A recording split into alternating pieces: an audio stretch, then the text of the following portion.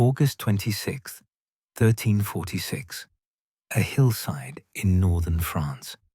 12,000 Englishmen, outnumbered 3-1, exhausted, deep in enemy territory, faced the largest army France had ever assembled. The French had numbers, armor, and the finest cavalry in Christendom. The English had yew-bows and muddy ground. This is Crécy, England's greatest medieval victory, the day the longbow changed warfare forever, and the battle that showed the world that English discipline, English innovation, and English yeomen could defeat French nobility through superior tactics, better weapons, and the kind of disciplined slaughter that would define English warfare for the next century. Welcome to Britain's history. Today we're diving into the battle that made the longbow legendary, a fight where 12,000 exhausted Englishmen faced the largest army France could assemble and won through superior tactics, better weapons, and the absolute refusal to break against impossible odds. But before we get to that hillside, before we watch French cavalry charge into storms of arrows again and again and again, we need to understand how England and France reached this point. Because without knowing why Edward III invaded France and why the French were so determined to destroy him, you can't appreciate what happened when English discipline met French arrogance. And if you're enjoying this deep dive into history, make sure you're subscribed. We've got dozens more forgotten battles lined up, each one as dramatic as Crécy. Don't miss them. Let's go back to 1337, when the 100 Years' War began over a question of royal succession. King Edward III of England believed he had a legitimate claim to the French throne through his mother, Isabella of France. The French disagreed, citing Salic law, which prevented inheritance through the female line. Edward had been willing to let the matter rest, until King Philip VI of France confiscated Edward's territories in Gascony. That was a step too far.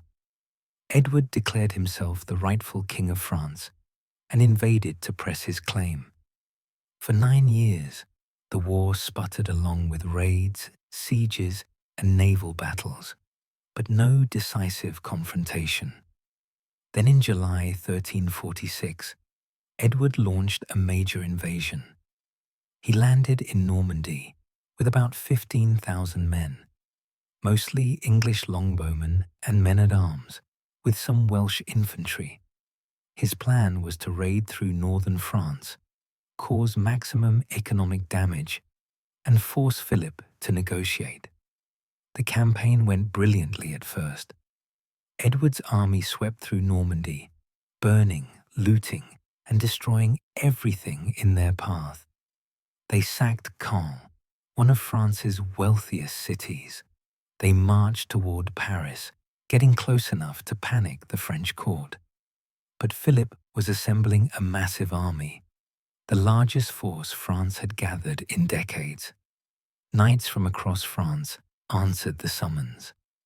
The flower of French chivalry, the greatest warriors in Christendom, were converging to destroy the English invaders. Edward realized his situation was becoming dangerous. He was deep in enemy territory with a relatively small army. A massive French force was hunting him. He needed to get back to friendly territory. Either English-held Gascony to the south or Flanders to the north, where his allies waited. He chose north, marching toward the Somme River, which he needed to cross to reach safety. The French pursued. Philip's army, growing larger by the day, chased the English across northern France. Edward reached the Somme, but found the bridges destroyed and the fords heavily defended. For several tense days, the English were trapped south of the river, with the French army closing in. Finally, English scouts found a tidal ford, a crossing that was only passable at low tide. On August 24th, Edward's army crossed just ahead of the pursuing French. They'd escaped, but barely. Edward knew he couldn't keep running. His men were exhausted from weeks of marching and fighting.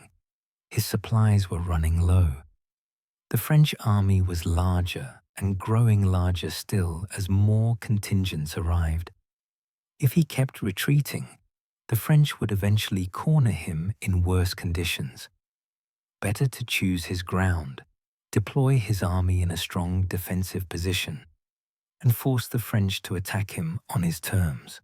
On August 25th, Edward found his position near the village of Crécy-en-Ponthieu. It was a low ridge running roughly north-south, with a gentle slope facing east toward the direction the French would approach. The position had several advantages. The slope would tire attackers climbing it. The ridge gave English archers clear fields of fire. Forests on the flanks protected against encirclement. And the ground, while not swampy, was soft enough that cavalry charges would be slowed. Edward deployed his army in 3 divisions, arranged along the ridge. His 16-year-old son, Edward the Black Prince, commanded the right division, about 4,000 men including 2,000 longbowmen. The Earl of Northampton commanded the left division of similar size. Edward himself commanded a reserve division positioned slightly behind the main line. Each division mixed men-at-arms, heavily armored knights, and professional soldiers fighting on foot, with large contingents of longbowmen positioned on the flanks. Edward's deployment was revolutionary, and it proved English tactical genius. While French armies relied on cavalry charges and individual knightly prowess, Edward created a combined arms system where different troop types supported each other, archers and infantry working together, each covering the other's weaknesses. This wasn't how continental armies fought. This was English innovation, born from decades of wars in Wales and Scotland, where terrain and disciplined infantry could defeat cavalry. Edward had learned these lessons and perfected them. Now he would teach them to France, in blood. The deployment was carefully planned. English men-at-arms dismounted and fought as infantry, forming a solid defensive corps. The longbowmen were positioned in wedge-shaped formations, projecting forward from the main line, allowing them to shoot into the flanks of anyone attacking the center. This combined arms approach was relatively new in European warfare and would prove devastatingly effective. The English spent August 25th preparing their position. Archers drove sharpened stakes into the ground in front of their positions to deter cavalry. Men-at-arms dug small pits and ditches to break up enemy charges. The army rested, ate what food they had, and waited. Edward had chosen his ground. Now he would force the French to come to him. King Philip's army arrived in the area on the afternoon of August 26th. The French force was enormous, around 35,000 men. The corps was French heavy cavalry, thousands of knights in full armor mounted on war horses, the elite of European warfare. Supporting them were Genoese crossbowmen, infantry from various French territories, and contingents from allied kingdoms. It was the largest army France had assembled in living memory. Philip's advisors urged caution. The day was already late. The army had been marching and was tired. Better to camp, rest, and attack fresh the next morning. Philip agreed and ordered his army to halt and make camp. But the French knights, arrogant, undisciplined, contemptuous of English peasants, ignored their king's direct order. They kept advancing, pushing forward, their blood up and their pride demanding immediate battle. Why wait to crush commoners? Why show patience against inferiors? The cream of French nobility, so certain of their superiority, charged forward to their doom. Think about this for a moment. You're a French knight. You've spent your whole life training for war. You're wearing the finest armor money can buy. You're mounted on a war horse worth more than a peasant earns in a lifetime. And there, across that muddy field, are English commoners, archers, peasants with bows, daring to stand against French nobility. Would you wait until morning? Or would your pride demand you charge immediately and teach these English their place? Drop your thoughts in the comments. The French army pressed forward in chaos. There was no coordinated plan, no unified command. Different contingents advanced at different speeds. The Genoese crossbowmen, who'd been marching all day carrying heavy crossbows and pavises, large shields to protect them while reloading, were pushed to the front. Around 6 p.m., as the sun began to set, the first French attack began. The Genoese crossbowmen advanced up the slope toward the English position and began shooting. Crossbows were powerful weapons, capable of punching through armor at close range. But they had critical weaknesses. They were slow to reload, about 2 shots per minute for a trained crossbowman. And the Genoese had been marching all day. Many had left their pavises with the baggage train. They were tired, unprotected, and facing an enemy they couldn't even see clearly in the gathering dusk. The English longbowmen responded, and this is where English superiority became devastatingly clear. A trained English longbowman, men who'd practiced since childhood, whose strength and skill were unmatched in Europe, could shoot 10 to 12 arrows per minute, 5 to 6 times faster than the Genoese crossbowmen. The French had hired foreign mercenaries. The English had bred a warrior class. And now, French arrogance would pay the price for underestimating English yeomen.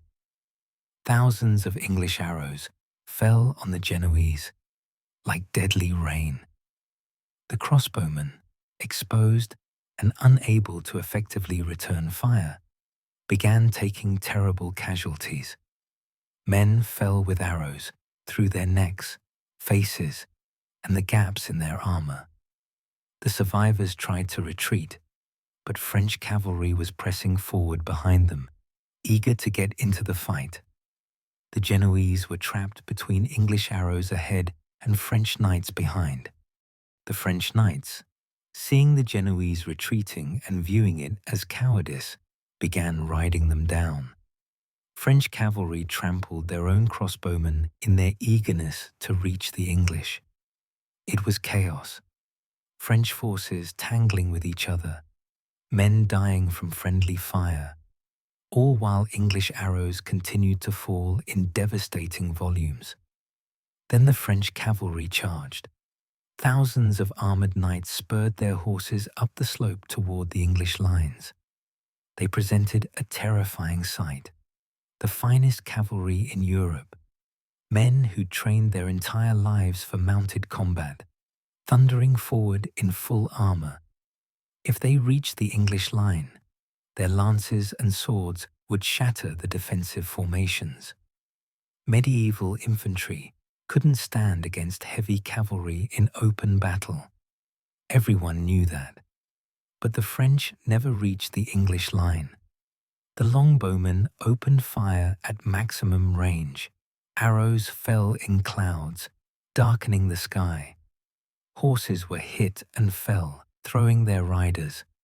Knights in full armor tumbled into the mud. The charge lost momentum as horses went down and survivors had to dodge fallen animals and men. Those who got closer faced even heavier fire at shorter range. Arrows found gaps in armor, visors, joints, the vulnerable spots every suit of plate had. Knights died in their saddles or fell wounded. Some French knights reached the English men-at-arms and engaged in fierce hand-to-hand combat. The Black Prince's division, on the English right, faced the full fury of French chivalry. Wave after wave of armored knights crashed into his lines. The 16-year-old prince, yes, 16, fought in the front ranks alongside his men, sword in hand, facing the best warriors France had. His division was being pressed hard, nearly overwhelmed. Desperate messages were sent to King Edward. "The prince is in danger. Send reinforcements." Edward, watching calmly from his command position, refused. His reply has echoed through history. Let the boy win his spurs. Let his son prove himself. Let him earn his legendary name through his own courage and the courage of his men. Edward knew what the French had not yet learned. English soldiers, prince or commoner, would hold. And they did. What's remarkable about Crécy isn't just that the English won. It's how they won. Under cavalry charges that would have broken any other medieval army, English longbowmen held their positions and kept shooting. When French knights reached their lines, English men-at-arms held formation and fought them off. There was no panic, no rout, no breaking. This was English military culture on display. Discipline, trust in commanders, belief in their tactics, an absolute refusal to break. The French had courage, but the English had something more valuable: professional discipline that turned individual courage into collective, devastating power and exhaust themselves. The French did. They charged again and were cut down. They charged again and were slaughtered. They charged again and again and again. Chronicles speak of 15 or 16 separate cavalry charges. 15 times, French nobility gathered themselves and charged up that slope. 15 times, English arrows tore them apart. And 15 times, French pride refused to accept what was happening. They couldn't adapt. They couldn't learn. They could only charge, brave, foolish, and doomed. English discipline and longbow fire were killing French chivalry by the thousands, and French arrogance couldn't comprehend it. The pattern was repetitive and devastating. French nobility, trained from childhood to believe in the supremacy of mounted knights, could not accept that English yeomen with bows were defeating them. Their honor demanded they charge. Their courage was never in question. They were fantastically brave. But courage without tactics is just a faster way to die. The English, by contrast, showed professional discipline. The longbowmen maintained their positions and kept shooting. They didn't run when cavalry charged. They trusted the stakes, the terrain, and their rate of fire. The men-at-arms held their formations and repelled any French who broke through. When the Black Prince's division was pressed hard, other units shifted to support without breaking their own formations. This was coordinated defensive warfare at its medieval best. As darkness fell, the battlefield was carpeted with French dead. 10 to 12,000 Frenchmen lay in the mud, including over 1,500 knights, the cream of French nobility, the finest warriors France possessed, kings, dukes, counts, men whose families had ruled for generations, dead in the mud, killed by English arrows, English casualties, perhaps 300. 300 English dead, 10,000 French dead. The mathematics of victory were staggering.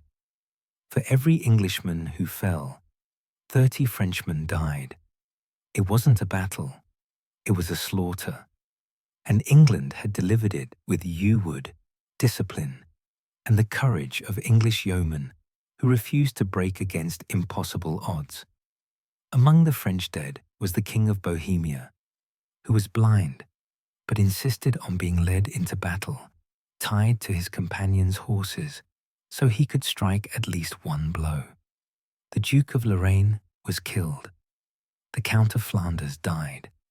Dozens of counts, nobles, and knights whose names filled the chronicles of French chivalry lay dead in the mud. English casualties were remarkably light, perhaps 300 dead, mostly from the fierce hand-to-hand fighting when French knights actually reached the lines. The Black Prince survived, bloodied but victorious, having won his spurs in one of history's most decisive battles. King Edward had taken an enormous risk standing to fight, and his tactics, his weapons, and his disciplined soldiers had delivered complete victory. The French, of course, made excuses. The crossbowmen were tired, the ground was bad, the sun was in their eyes. It was too late in the day. But these were the excuses of a nation that couldn't accept the truth. They'd been comprehensively outfought by a smaller, better organized, better equipped English army. England didn't need excuses. England had 10,000 French corpses proving English superiority. The strategic consequences were immediate. The French army was shattered. Philip VI escaped the battlefield, but his military power was broken. Edward was free to march north to Calais, which he besieged and captured, giving England a permanent foothold in France. The psychological impact was even greater. French military dominance, built on centuries of knightly tradition, had been humiliated by English commoners with bows. Crécy established the longbow as the dominant weapon of the age. The English had been developing longbow tactics for decades, particularly in wars against the Welsh and Scots. But Crécy was the moment the weapon proved itself decisively against the finest heavy cavalry in Europe.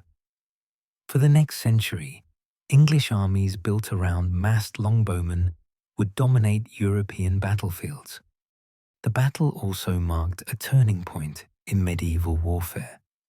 The age of the armored knight, while not over, was clearly declining.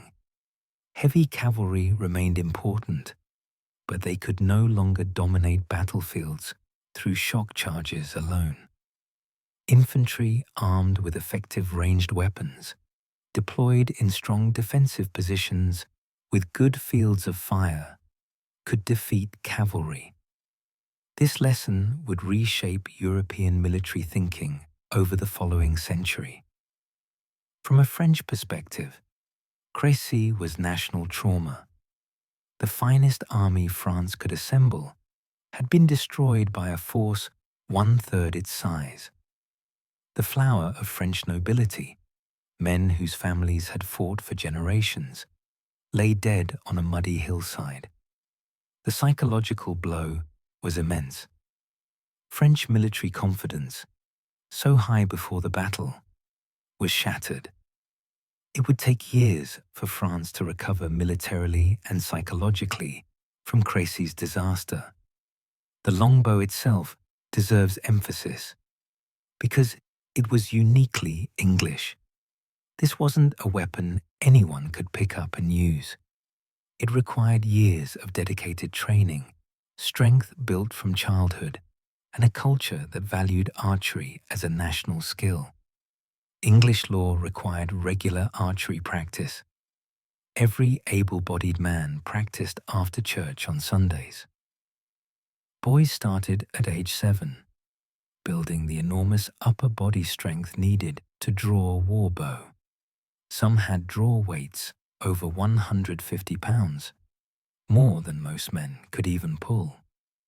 Archaeological evidence shows English archers developed distinctive skeletal changes from decades of practice.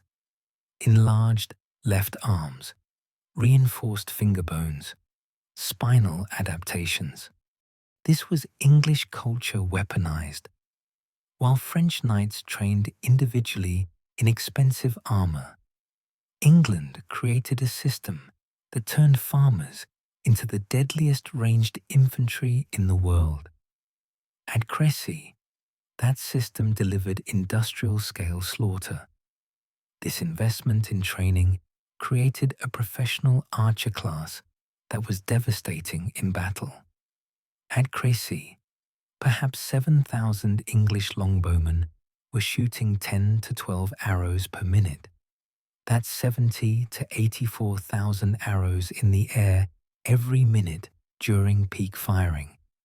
No cavalry could survive that volume of fire. No armor could protect against arrows falling from above, finding gaps and weak points. The longbow transformed medieval warfare from contests of individual knightly prowess to industrial-scale killing. Crécy also began a pattern that would define the 100 Years' War. English armies, usually outnumbered, would seek defensive positions with good fields of fire for their archers. They'd force the French to attack them. English archery and discipline defeated French cavalry and numbers. The French never learned, and England never stopped winning.